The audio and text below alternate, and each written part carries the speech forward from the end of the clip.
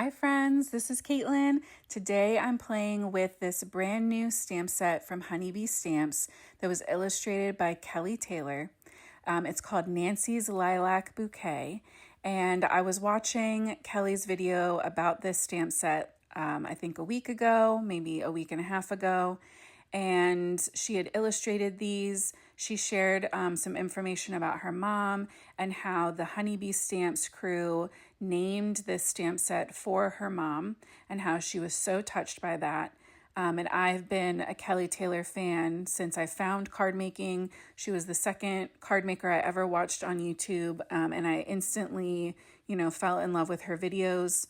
So when I heard what she was sharing about her and her mom, my mom is also a huge lilac fan. I remember growing up, there was a bowling alley, I think, like not even that close to our house. But I remember going there to park in their parking lot so that she could go cut fresh lilacs because they had this huge like row of lilac bushes up against the parking lot. And so she would go and cut all of these lilacs to bring home and fill the house, and it would smell so lovely.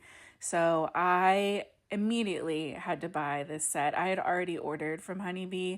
I've just shared a video with one of their lovely layers sets. So these came in two separate packages. I did order these completely on my own, but I just fell in love with this floral bouquet, and I really wanted to support Kelly and Honeybee and make a little, something nice for my mom.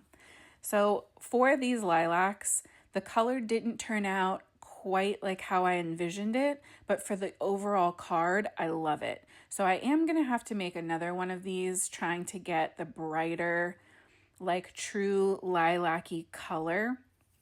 I like the depth that I got, but I think that V99 just overpowered everything else, and it's so gray. The higher the Copic number, that like middle number, the more gray, right? Or the less saturated the color is. So I even glazed. I went in with this VO4.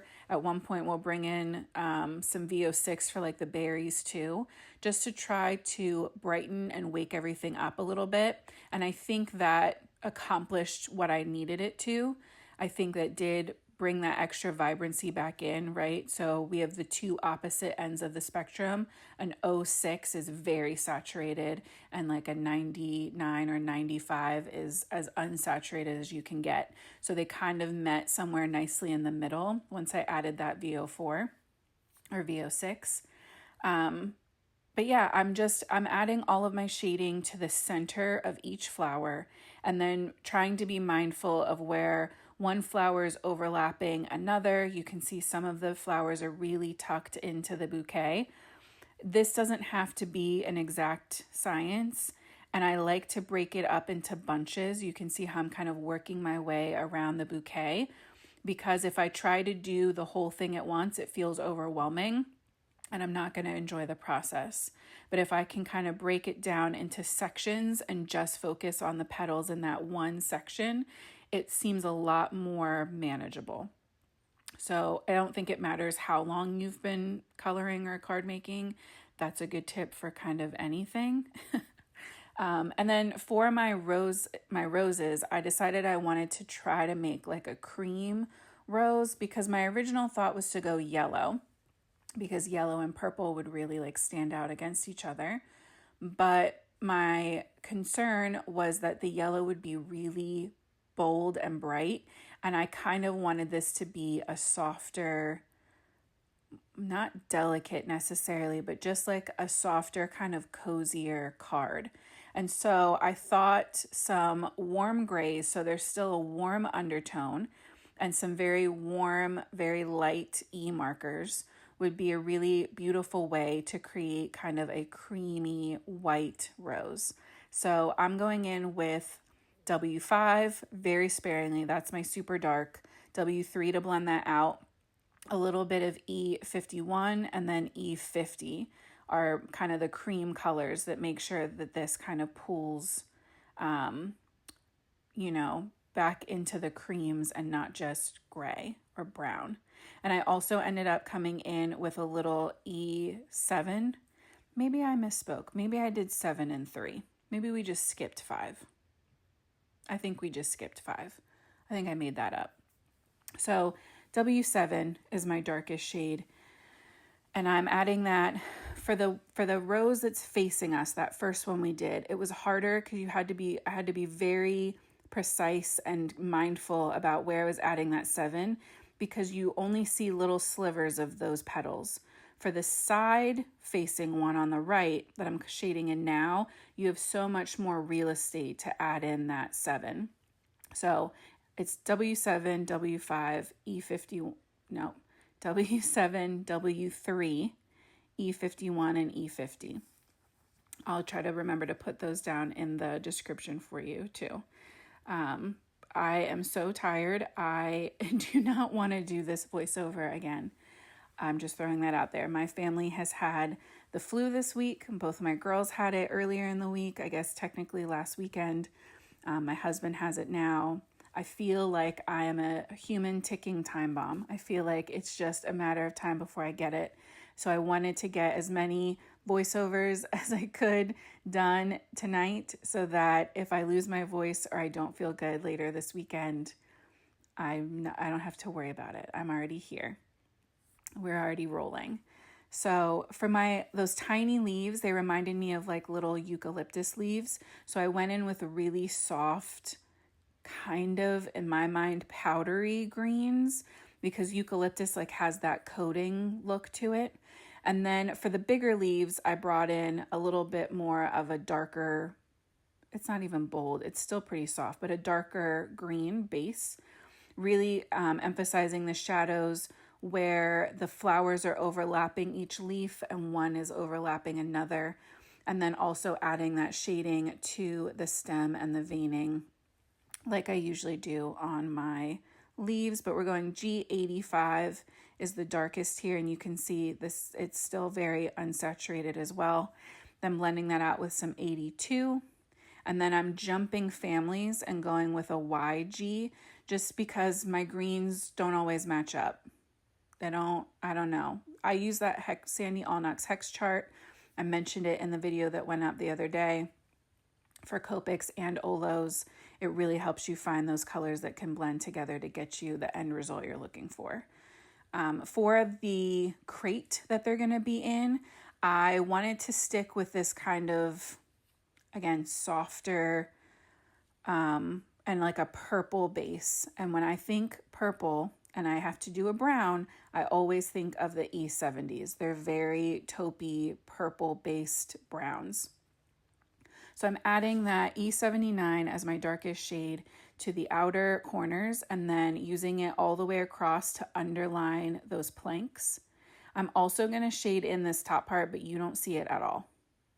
I just figured I would since I already had the markers out, but it's going to be completely covered by the bouquet. The stamp set also comes with a single bunch of lilacs and a single rose. So you could make your own bouquet. You could fill the crate with just a couple of the lilacs.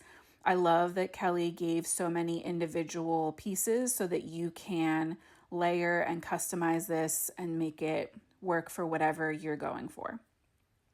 So I use the coordinating dies to cut out the crate and the bouquet, and you'll see the crate actually cuts like a slot in the top of it so you can tuck your bouquet in there too if you wanted to.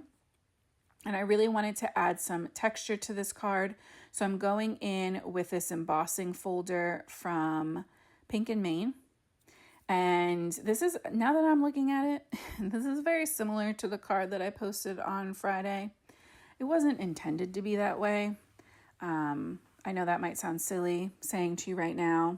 If you go look at it, they look very similar. It's a very similar layout. But I also think that it's a layout that works really well in general. I don't, you know what I mean? It's not like a magic secret. It's just like a good general setup. I like having a darker or more patterned main panel. I like having a tone-on-tone white textured inner panel. I just think it's really pretty. I think it's a nice way to almost make like a more elegant or like I don't know, less whimsical. I don't think it takes it all the way to elegant, but I think it looks less cutesy to have that darker, more dramatic background and then that pop of white. I was trying to figure out what sentiment to use for this, and I was really torn. I thought I might put it on the crate, it might go under everything, but once I die cut it, I realized it fit perfectly in the bouquet itself, and I really liked that look. So I don't know why, but I decided to hand stamp this sentiment with distress ink, which is like the silliest thing to do. Distress inks are not meant to be sentiment inks. You can use them, but you usually have to do a couple layers, and it's very hard to do layers with an ink block, like a stamping block. So I don't know why I did that. I should have pulled out the Misty. It took me 3 tries, but I managed to get one that looked okay. So I decided to add my bouquet to the crate first, so then I could treat the rest of it as if it's one piece from here on out. And I'm going to pop this up with some foam tape. This is the Pink and Main foam tape. It's thick without being super obnoxiously thick. And once I had the backing tape removed, I added it to my card base. I'm trying to be mindful of lining up the leaves that touch the outer edges of that white panel on both sides. Then I'm going to add some liquid glue to my sentiment. That's going to get popped right into that bouquet, right across to where that leaf ends on the right hand side. And then I really wanted to add some sparkle to this, so I grabbed this set of purple sequin mix that I have from Possum Stamps. They're no longer in business, but I was obsessed with their sequins, and I have them all. Like, I have so many. I have to go through them. I cannot bring myself to get rid of them. But I didn't want it to only be the purple. It felt like too much. So I also grabbed some creamy colored pearls from Pink and Main. They're part of the Essentials Pearl Wheel. So I have 1 pearl and then 2 sequins, kind of making little triangle shapes on either end, making a diagonal from the bottom, I guess like middle-ish left to the upper right. And I love how that pulls your eye and attention across the card. Now, I don't know if Kelly's ever going to see this video, but I am just sending out so much love to her and her mom. Thank you for making such a beautiful stamp set. It was a joy to use, and I know that my mom is going to absolutely love it.